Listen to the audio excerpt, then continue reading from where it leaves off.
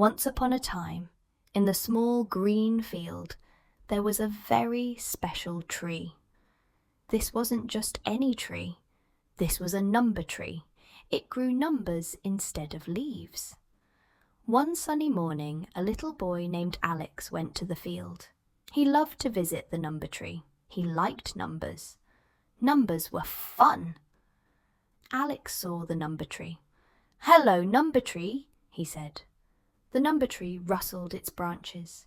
A big red number fell to the ground. It was the number 1. Alex picked up the number 1. "1," he said. He smiled. He put the number 1 in his pocket. Then Alex looked up again. He saw 2 bright yellow numbers. They were hanging on a branch. They were the number 2. "2!" Alex shouted. He jumped up and down. He reached up and took the 2 numbers. He put them in his other pocket. Now he had 1 number 1 and 2 number 2s. Alex walked around the number tree. He saw 3 small blue numbers. They were hiding behind a big green leaf. They were the number 3. "3 little 3s," Alex whispered. He carefully took the 3 numbers. He put them in his small bag. Alex was very happy. He had 1 number 1, 2 number 2s, and 3 number 3s. He sat down under the number tree. He took out the numbers. He counted them. "1," he said, holding up the red number 1. "2, 2," he said, showing the 2 yellow number 2s. "3, 3, 3," he said, showing the 3 blue number 3s. "1, 2, 3," he counted. He counted all the numbers together. 1, 2, 3, 4, 5, 6. Alex smiled. He liked counting. He liked numbers. He liked the number tree. Suddenly, he saw 4 purple numbers growing on a high branch.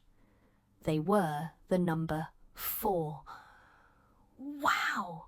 4!" Alex exclaimed.